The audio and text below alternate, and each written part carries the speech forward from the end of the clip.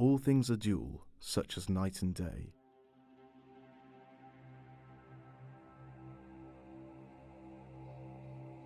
The morning is as mortal as the men it serves. It creeps into the world like a straight line, which slowly takes on colour.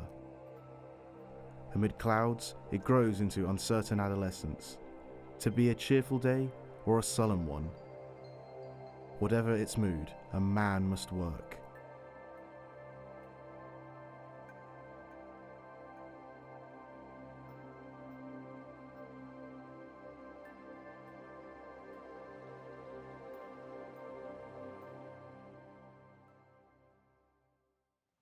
Yeah, so my father, Brian Aldiss, is one of the great science fiction writers of his time, of our time.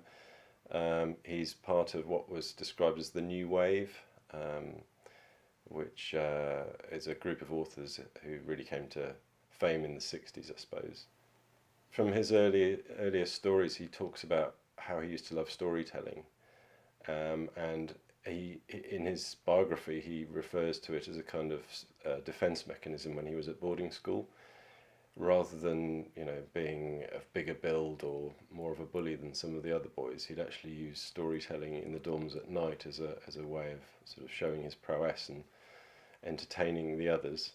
He used to read a regular publication, a comic, which I think inspired him. It certainly inspired his flavour and his taste for space and for fantasy.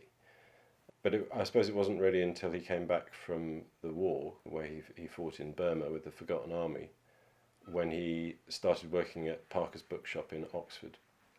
And that was where he got his perspective.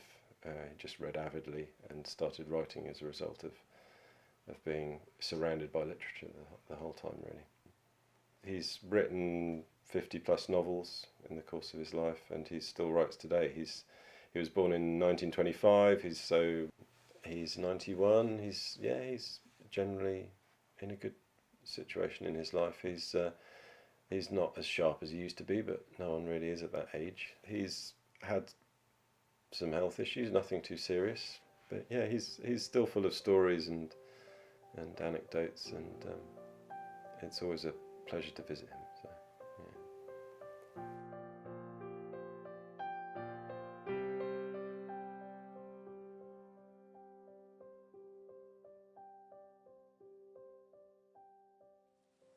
At high tide, the sea lapped close to the dunes, leaving little sand to be seen. Spikes of marron grass grew from it like quills from a porcupine.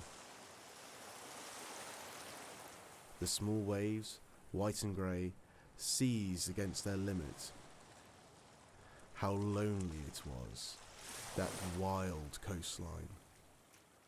When the tides began their retreat, they revealed at first a line of pebbles, grey and black. The pebbles gleamed like jewels till the sun dried them, when they became as greyer and inert as if they'd grown old rapidly.